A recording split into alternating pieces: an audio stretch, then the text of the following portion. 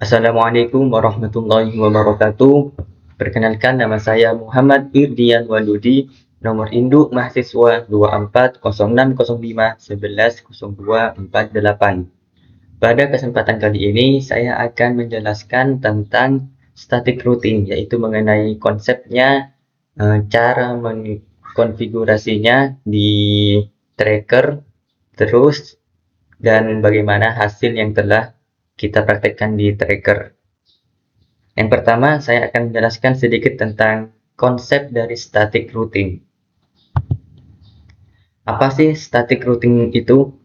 Static routing adalah proses pengelolaan lalu lintas data dalam jaringan komputer yang dilakukan dengan menentukan rute secara manual oleh seorang administrator jaringan. Static routing jelas berbeda dengan dynamic routing, karena dynamic routing itu pengelolaan lalu lintas secara otomatis. Sedangkan static routing memerlukan konfigurasi manual. Dan pada dasarnya, routing statis atau static routing berfungsi untuk mengarahkan paket data dari satu jaringan ke jaringan lainnya menuju rute tertentu yang telah diatur oleh administrator jaringan secara manual. Bagaimana sih cara kerja static routing? Secara singkatnya, yang pertama itu ada konfigurasi rute, menambahkan rute secara manual. Administrator jaringan harus menambahkan entry ke dalam tabel routing pada router yang digunakan dalam jaringan. Tabel routing ini berisi informasi yang menunjukkan alamat tujuan, destination network, dan alamat next hop yang merupakan router atau perangkat selanjutnya yang harus dilalui oleh paket data.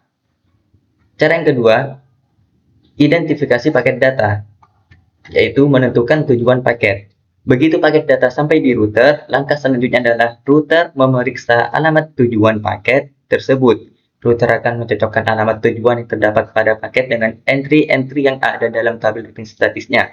Jika alamat tujuan paket sesuai dengan salah satu entry dalam tabel, router akan melanjutkan ke langkah berikutnya. Yang ketiga, menentukan next hop, mengarahkan paket ke router berikutnya. Setelah router menemukan rute yang sesuai dengan tabel routing, langkah berikutnya adalah menentukan next hop yang akan menjadi router atau perangkat selanjutnya untuk meneruskan paket data. Jika paket data perlu melewati beberapa router sebelum sampai ke tujuan akhirnya, router akan memutuskan next hop untuk setiap langkah dalam rute tersebut. Langkah berikutnya, yang nomor 4, yaitu mengirim paket data atau meneruskan ke next hop.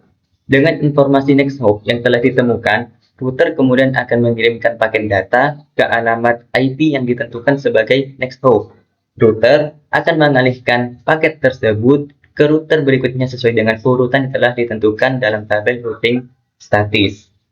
Yang terakhir, yaitu proses iteratif, pengiriman paket berkelanjutan. Proses ini terus berlanjut untuk setiap paket data yang melewati jaringan. Router akan terus-menerus memeriksa tabel routing dan mengarahkan paket ke next hop yang telah ditentukan hingga paket mencapai tujuan akhirnya. Itu adalah beberapa cara dan konsep dari kerja static routing. Dan sekarang kita masuk ke dalam simulasi, ke dalam percobaan di tracker. Di sini saya telah membuat topologinya. Topologi yang telah saya buat ini terdapat dua jaringan berbeda. Yang pertama pada network sebelah kiri ini, yang kedua network yang sebelah kanan ini. Saya akan menuliskan dulu networknya pada jaringan yang sebelah kiri ini. Saya akan menuliskan 192.168.1.0. Network yang kedua pada jaringan kedua 192.168.2.0.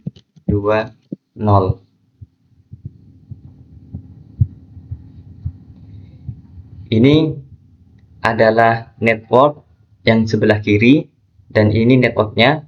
Ini adalah network sebelah kanan dan ini nomor networknya. Sebenarnya di antara router ini juga terdapat network yang berbeda. Jadi saya akan memberikan dulu networknya 192.168.3.0. Jadi dalam topologi yang saya telah buat ini terdapat 3 jaringan. Yang pertama, jaringan di sebelah kiri ini, yang kedua, jaringan di sebelah kanan ini, dan yang ketiga, jaringan di antara router ini. Selanjutnya saya akan menyetingkan IP pada setiap PC dan router ini. Yang pertama, ke PC yang pertama, config desktop IP configuration yang akan saya isi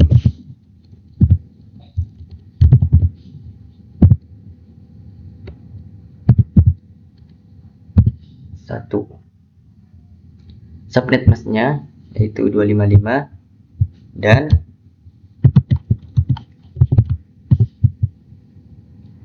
default gateway-nya adalah alamat router.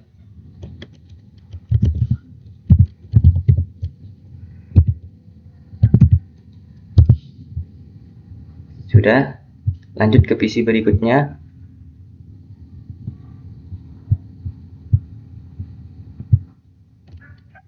IP-nya 192.168.1.2.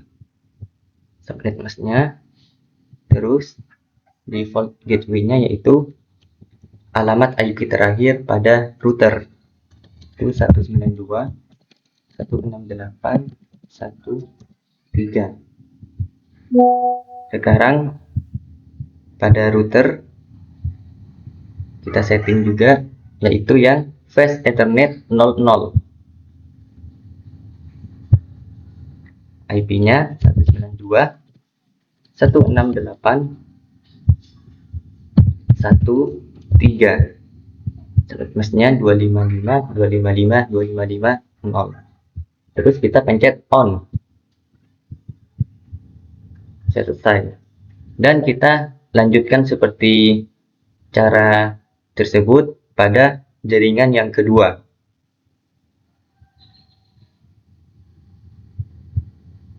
Ini 192.168.2.1. Default gateway-nya yaitu alamat terakhir dari IP yaitu pada router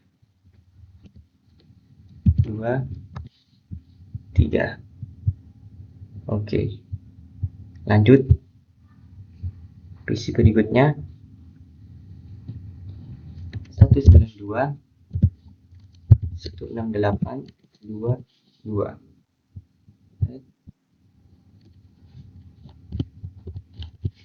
192.168.2.3. Sudah, kita setting pada routernya yaitu di Fast Ethernet 00. Kita taruh IP address-nya yaitu 192.168.2.3. Dan jangan lupa pencet on. Sekarang kita sudah menyeting IP-IP pada dua jaringan ini. Namun, dua jaringan ini masih belum terkonfigurasi. Kita sebelum mengkonfigurasikan dua jaringan ini, kita akan mengetes dulu dengan pesan ini.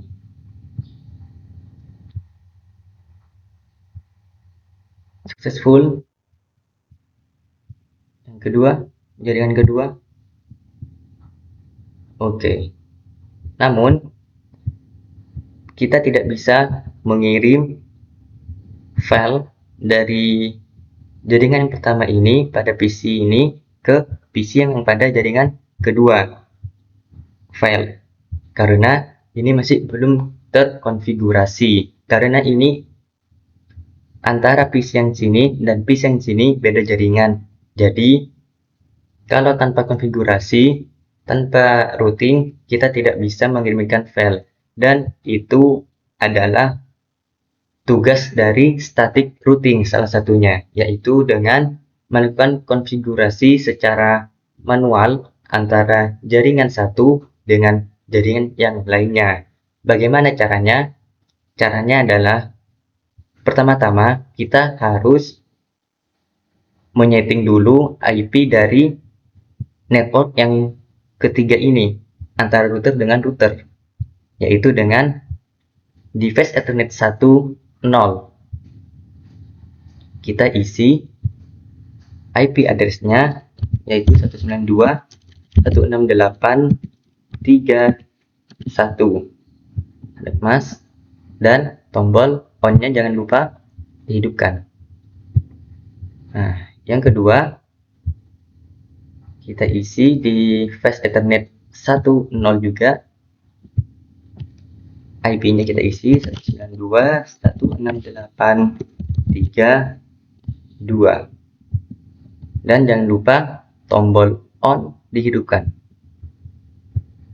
Nah, setelah kita sudah menyeting di network ketiga ini, kita akan melakukan, ini intinya, kita akan melakukan static routing untuk menyambungkan antara network satu dengan network lainnya supaya kita bisa mengirim file dari network satu ke network lainnya.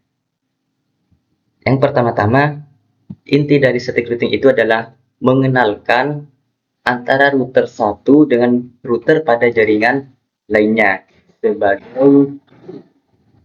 sebagai alamat yang mau ditujukan atau next hop untuk mencapai tujuan yang mau ditujukan, yaitu dengan cara kita pencet router, kita pilih pada static, kemudian ini adalah isi network tujuan kita. Network tujuan kita adalah pada network sebelah, yaitu 192.168.2.0. Nah, kita tuliskan 192.168.2.0. Terus ini adalah subnet mask 255.255.255.0. Terus ini adalah next hop. Next hop itu adalah alamat router pada jaringan lainnya yang tersambung dengan router yang kita konfigurasikan. Jadi, next hop ini diisi oleh alamat IP pada router jaringan lain yang tersambung dengan router yang tersambung pada router kita. Di sini kita tadi alamat IP-nya yaitu yang tersambung pada router kita yaitu 192.168.3.2. Setelah sudah terisi semua, kita add, sudah selesai. Dan kita lakukan ini pada router lainnya juga. Di sini kita pilih static lagi. Yang pertama, kita isi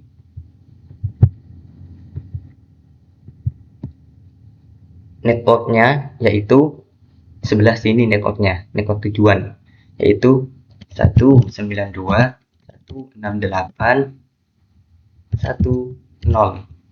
Ini subnet mask 255.255.255.0.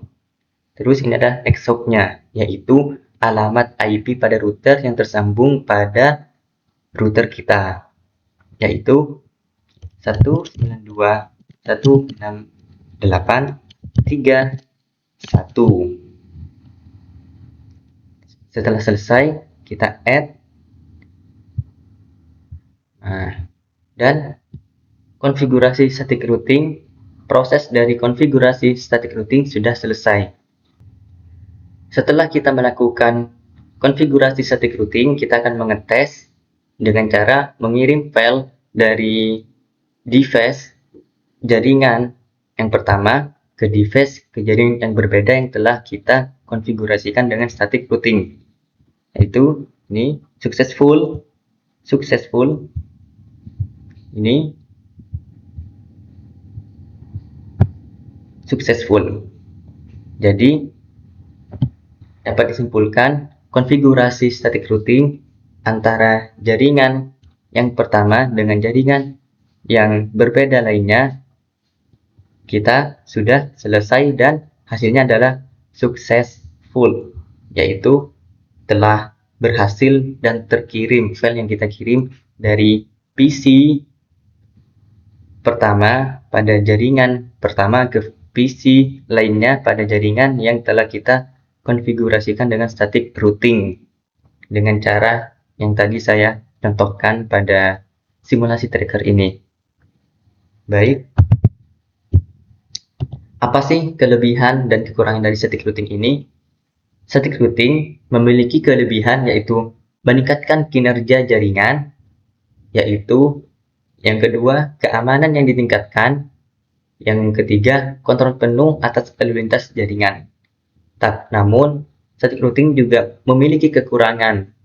Yang pertama kurang fleksibel, yang kedua pemeliharaan yang intensif, yang ketiga dan skalabilitas terbatas. Jadi static routing ini cocok buat jaringan komputer yang kecil, yang sedikit jaringannya. Namun kalau jaringan yang besar, yang gede, itu tidak cocok memakai static routing untuk konfigurasinya, karena yaitu memerlukan pemeliharaan yang intensif dan kurang fleksibel.